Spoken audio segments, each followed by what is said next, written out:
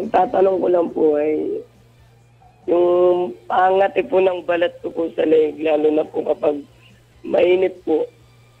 Ilan po. Salamat. Okay, Russell, nandito po si Dr. Mabel Tuesday, isang dermatologist at siya po ay sasagot sa katanungan po ninyo. Makakasama natin mamaya sa segment na usapang pangkalusugan. Okay. Pero in the meantime, may sasagutin niya ang katanungan ni Russell. May kinalaman, Doc, dun sa pangangati niya sa kanyang leeg pag summer. Ano nga daw ba ito? Yes. Good morning, Russell, at good morning po sa inyong lahat.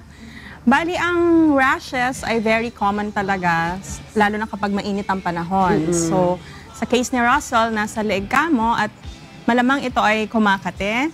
So, pwede tayong mag-apply ng mga anti-allergy o antihistamine creams. Ang prescription ay makukuha na natin syempre sa ating nearest dermatologist. At the same time, syempre, magsuot tayo ng loose, comfortable clothing para usually kasi yung pawis, nakaka-irritate din yon sa ating mga rashes. Kung sakaling, pwede rin mag-apply ng mga yung powder natin or yung mga cornstarch.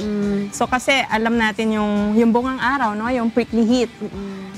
Yung cornstarch powder na bibili naman yan sa ating grocery, nakakatulong din yon. Specific powder yon, Doc. Hindi yun yung basta regular na baby powder na nabibili sa market. Baby powder, pwede din yun. din. Pwede rin may cornstarch din talaga. It can help. May mga baby powders Yes. na ngayon na may cornstarch. Yes.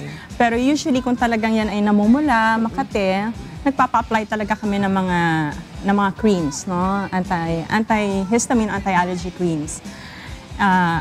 Yung pagligo din also, kasi since mainit ang panahon, we can take a bath more often, pero wag lang yung masyadong matagal kasi kapag masyadong matagal tayo sa tubig, lalo na kung hot shower, nawawala yung natural moisture ng skin natin. Mas nagiging dry, mas nagiging prone. So tong mga rashes na ito. Oo. Okay, any follow-up question, Russell, tungkol dun sa pangangati sa leeg mo? Wala na po. Okay ka na.